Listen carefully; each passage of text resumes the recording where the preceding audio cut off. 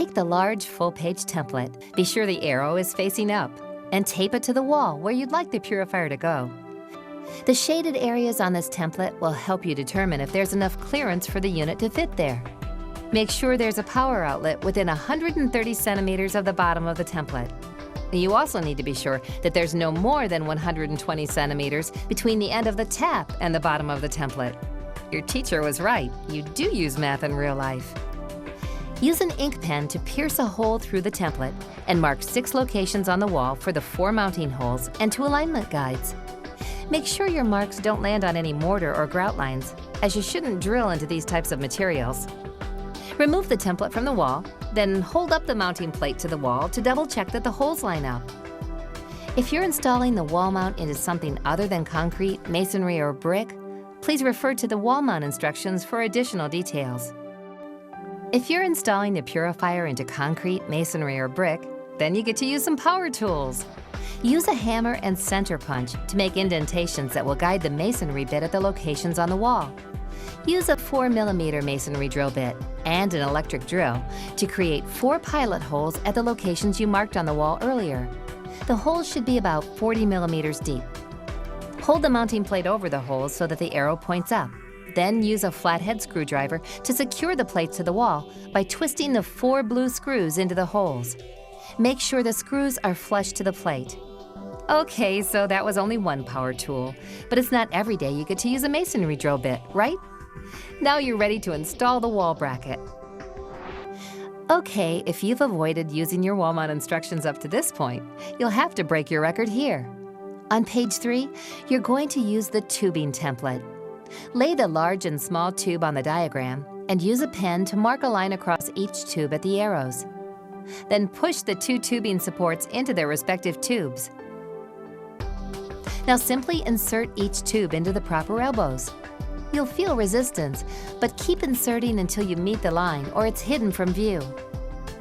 Find the feet at the bottom of the unit as well as the slots on the wall mount. Align the feet with the slots and lower the unit onto the wall mount. Insert each elbow with tubing through the bracket and into the system bracket until you meet the grooves on the elbows. The unit is now attached to the wall mount. Everything's really starting to come together, right? You're almost there. The water will flow from the diverter according to the position on the handle on the diverter. The first icon position produces a shower of untreated water. The second icon position produces a straight stream of untreated water. The third icon position produces a straight stream of eSpring treated water. Now you're ready for water to flow through the unit. Turn on the cold water tap and switch the handle to the treated water position. Allow a few moments for the water to flow from the tap. At first, the water may have air pockets and look dark, but don't worry, your water will be clear and clean in 5 to 15 minutes. Check all of the places where the tubes and elbows are connected to make sure there's no water leaking or bubbling. If there are leaks, refer to the troubleshooting section of your manual. Switch the diverter handle to the untreated water position, then immediately turn off the cold water tap. This is the correct way to turn off the valve every time you use the unit. Route the tubes into the tab on the back of the wall mount. Connect the power adapter into the electronics, and then replace the electronics onto the unit. Press the cord into the notch on the base. Push the ballum into the tabs and route the power cord through the grooves on the back of the wall mount. Push the power cord into the plastic tabs to secure it. Store the removal tool for future use. Okay, we're almost done. There are just a few remaining steps left. Replace the cover.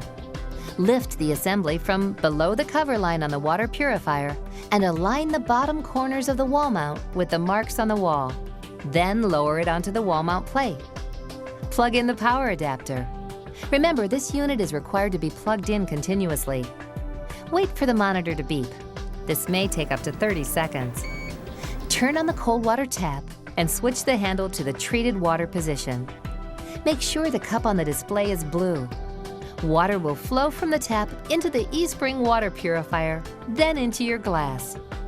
The eSpring water purifier is going to take care of you, but it needs some of your attention too.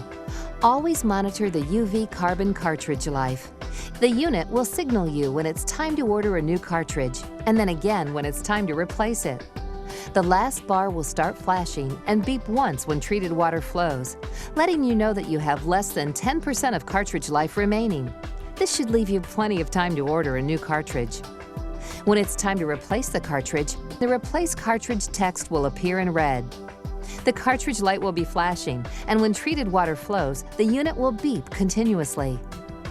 Every 2 years, you'll need to replace your diverter and tubing. But don't worry, that won't be for quite a while. So for now, just enjoy drinking plenty of eSpring water. Congratulations, you did it! eSpring will now deliver clean water to your home that will help you and your family get the most out of life. Now reward yourself for a job well done. You deserve a glass right now.